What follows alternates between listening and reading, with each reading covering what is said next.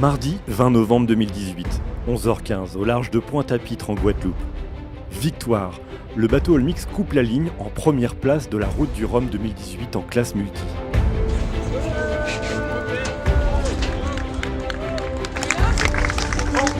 Pour Pierre-Antoine, le skipper d'Olmix, c'est la délivrance. C'est un grand bonheur. Gagner cette course, c'est quand même un peu une course mythique. Ça représente, à la fois c'est une aventure, mais c'est un très très gros projet qui demande énormément de temps, de préparation, d'énergie, de volonté. Et c'est déjà un grand soulagement d'arriver sans problème particulier à la Guadeloupe. Et puis voilà, d'arriver premier, je pense que c'est quelque chose dont j'ai rêvé évidemment bien avant. Je savais que c'était possible. Quand j'ai vu la météo 8 jours avant, là j'ai dit, voilà, je me suis dit, il y a comme on dit, un coup à faire, parce que je sais bien qu'on a un bateau solide, que moi je le connais bien, j'ai déjà affronté du mauvais temps avec. Donc il y a une certaine confiance, je pense que d'autres n'avaient pas. Et voilà, ça a fait la différence. Cette victoire, c'est un triomphe retentissant, mais aussi une très belle histoire chargée d'émotions pour Pierre-Antoine et son équipe. 4 ans, 4 longues années que le skipper et toute la team d'Olmix attendaient cela. Ça fait exactement 4 ans, à la fois que j'ai rencontré Sébastien Balusson et Hervé Balusson, donc les dirigeants d'Olmix, et qu'on a démarré le premier projet de route du Rhum, donc c'était en 2014. Et depuis, il y a eu beaucoup d'aventures, notamment évidemment l'aventure de cette première route du Rhum un peu avortée, puisqu'il y a eu un gros accident, ça on s'en rappelle, même si j'ai vraiment oublié finalement et mis de côté cet élément qui est maintenant assez ancien, mais le choc avec un éclair, etc., ça a été quand même quelque chose d'assez brutal, qui malheureusement ne nous a pas permis de terminer cette première course. Petit retour en arrière 4 ans plus tôt, à l'automne 2014. Pierre-Antoine et le bateau Olmix prennent le départ à Saint-Malo de la 10e route du Rhum. Les premiers jours de la course sont marqués par des conditions dantesques. Des vents très puissants, une très grosse mer dans le golfe de Gascogne. Dès la première nuit, c'est la valse des abandons, notamment chez les favoris comme Thomas Coville, Bertrand de Broc ou encore Vincent Ry. Pierre et Olmix parviennent, eux, dans un premier temps, à sortir indemnes de cet enfer. C'est vrai que c'est des conditions où tu viens vite fait de faire du gros dégât, quoi. On vent sent tellement brutaux qu'il y a des moments où vraiment on dégage à l'intérieur, on se retrouve sur les cloisons, quoi.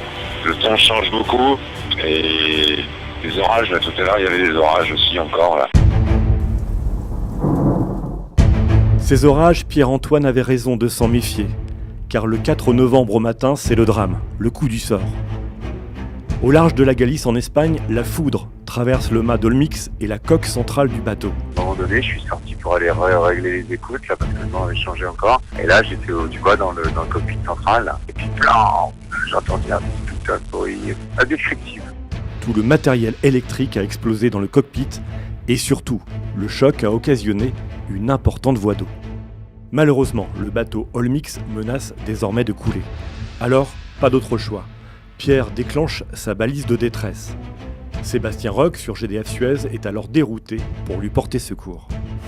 Je viens d'être dérouté par la direction de course pour aller chercher un concurrent ami, Olmix, qui est en train de couler.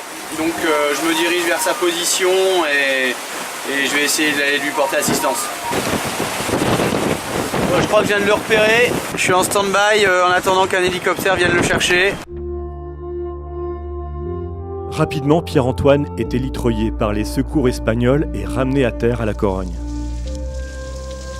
2 jours plus tard, le bateau est remorqué au port et au moment de revoir son trimaran, très endommagé, la détresse et une immense déception se lisent sur le visage de Pierre. Qui a été un moment effectivement émouvant, mais surtout extrêmement dur, parce que voilà, on voit le bateau est quand même très abîmé, surtout à l'arrière, il est à moitié sous l'eau, enfin tout est détruit à l'intérieur, tous les équipements sont détruits. Et voilà, quand on repense à l'énergie, au temps, à tout ce que ce projet a représenté pour moi depuis des années, et puis depuis 6 mois de manière beaucoup plus intense avec Olmix, voilà, c'est une énorme déception.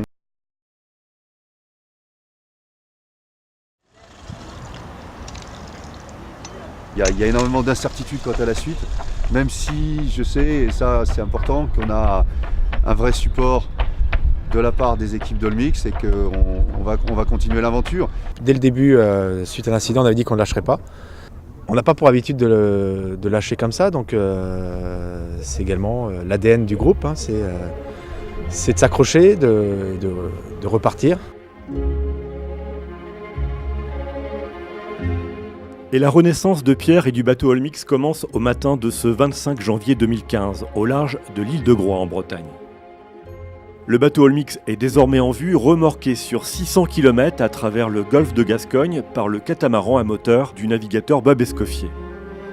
Instantanément, Pierre retrouve le sourire et ne tarde pas à reprendre possession du bateau qu'il avait cru perdu lors de l'accident. C'est sûr que ça reste un moment étrange, puisque la dernière fois que je suis monté dessus en pleine mer, effectivement, il était plein d'eau et je l'ai plutôt quitté pour aller attraper la sangle de l'hélicoptère. Donc bon, ça fait... ça reste un moment, une émotion importante. Olmix est désormais amarré solidement à la base sous-marine de Lorient. Commence désormais une course contre la montre pour le remettre en état. C'est un grand jour, hein, le bateau qui quittait la Corogne, qui aujourd'hui est revenu à Lorient. Donc on va pouvoir maintenant penser à la suite, donc le réparer et puis l'aventure continue. Quand le bateau sera réparé, il va remettre les voiles et puis repartir en mer, faire quelques régates, faire des courses. Mais également, n'oublions pas les missions scientifiques et puis tout ce que ce bateau représente pour le projet. Après un travail acharné de 3 mois, Olmix est remis sur pied. Et le jour de l'été 2015, la première sortie est une vraie réussite. Pierre et son équipage s'imposent d'entrer dans le record SNSM qui relie Saint-Nazaire à Saint-Malo en catégorie multi-2000. Et la résurrection continue de plus belle. Quelques semaines plus tard, Olmix termine 2e de la classe Mokra de la Fastnet Race 2015, l'une des plus célèbres courses au large, réunissant plus de 350 bateaux. Comment alors confirmer cette renaissance ? Pierre-Antoine et Olmix vont en avoir l'occasion la saison suivante, avec début mai 2016 le départ de la prestigieuse Transat Bakerley qui relie Plymouth à New York.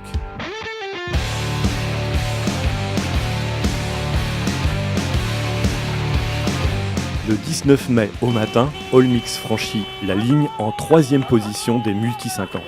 Là, les derniers jours de course, c'était assez copieux, hein. Il y a eu du boulot, hein, parce qu'en plus c'était pas simple, parce que finalement dans la catégorie Multi 50, vous avez vu, il y a vraiment il y a encore 2 types de bateaux, bientôt il n'y en a plus qu'un. Là on est dans un mélange entre des bateaux pro, hyper performants, hyper rapides, et puis des bateaux plus anciens comme celui-là et celui d'Eric Nigon, donc à Mont-de-Sancilla. Et donc ça a été vraiment, c'était évident que pour moi c'était le challenge, c'est d'arriver à passer devant Eric, et bon, ça a été vraiment super chaud. Ouais. Repos et petite balade bien méritée dans la baie de New York. Olmix remonte ensuite vers le Québec pour participer à la Québec-Saint-Malo, où il finira 4e, tout comme au mois d'août suivant, pour le trophée Prince de Bretagne au départ de Saint-Quay-Portrier. 2017, c'est l'année de préparation pour la Route du Rhum qui aura lieu à l'automne 2018. Olmix et Pierre-Antoine enchaînent les bons résultats. Au printemps, ils remportent l'Armen Race en multi 200 au départ de la Trinité-sur-Mer et arrivent 2e en temps réel de la Fastnet 2017 en catégorie multi. Encore une course de préparation avec en 2018 le trophée Multicoque. Puis c'est la dernière ligne droite vers la Route du Rhum avec un bateau encore amélioré pour l'occasion et des ambitions à peine masquées de son skipper. L'objectif effectivement c'est dans le paquet de tête, voire mieux, parce que je pense que le bateau peut, je dirais malgré son âge, avec toutes les modifications qui ont été faites dessus, c'est un bateau qui reste quand même vraiment performant. Et on peut faire, je pense, une belle place sur cette Route du Rhum, et je pense que ça serait probablement la dernière Route du Rhum de ce bateau. Dimanche 4 novembre 2018, dernier préparatif avant le départ.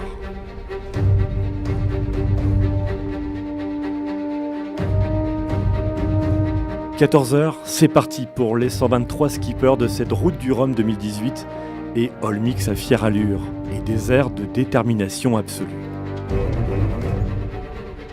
Et ça tape dur à nouveau pendant les 3 premiers jours. Violente dépression, encore de la casse, mais pas pour Olmix cette fois. Pierre-Antoine, bien aidé par son routeur, négocie parfaitement la grosse dépression sur le golfe de Gascogne et se place premier de sa catégorie. 10e jour de course et Olmix, toujours en tête, accroche les vents portants de l'Alizé. Il y a 4 ans, un skipper était venu à son secours. Cette fois, le 14 novembre, alors qu'il file tout droit vers la Guadeloupe, Olmix et Pierre doivent à leur tour se dérouter pour porter assistance à Lalou Roquayrol. Le Multi 50 Arkema vient de chavirer. Après ce que j'ai compris, je vais monter sur la dernière position du bateau de retournée de Lalou là, pour aller le récupérer, parce qu'apparemment je suis le plus près. De toute façon là, il n'y a pas d'autres bateaux pour l'instant sur zone, quoi. En espérant arriver avant la nuit, donc là faut mettre du charbon là aujourd'hui. L'infortuné restera 2 jours à bord d'Olmix avant qu'il ne soit rapatrié par la course. Dès lors, Pierre-Antoine poursuit son aventure à la perfection et négocie de nuit sans mollir le contournement de la Guadeloupe.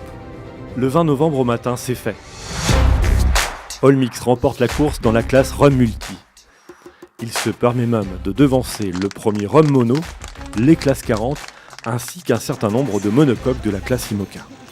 Pierre-Antoine et Olmix peuvent savourer cette victoire héroïque, une victoire d'un skipper, d'une équipe et d'un bateau, une victoire construite dans l'adversité, mais sans jamais renoncer. C'est la première transat où on est à l'arrivée, puisqu'il y a 4 ans, il y avait eu ce souci, cet incident, cette malchance. Et là, il y a eu de la chance avec nous. Donc on arrive aujourd'hui, premier de la course des multis. Et on peut remercier déjà Pierre-Antoine et toute l'équipe pour avoir mené le projet à bout. Je pense que c'est une belle expérience qui démontre que on arrive, même contre le malheur, même contre la malchance il y a 4 ans, on arrive aujourd'hui à amener le bateau à quai. On a eu un soutien extraordinaire de la part d'Olmix, on a continué ensemble. Moi je suis extrêmement heureux de cette rencontre qui nous a vraiment permis de développer le bateau au mieux de ses capacités, de faire vraiment le maximum avec ce bateau et puis de véhiculer donc l'image d'Olmix, l'image des algues ici en Bretagne et puis de manière plus large puisqu'on fait des courses au niveau international. Mais je pense qu'en Bretagne le bateau est vraiment bien identifié, il a une superbe déco et maintenant le bateau Olmix est super connu sur les côtes bretonnes et ça c'était une bonne partie de l'objectif de départ.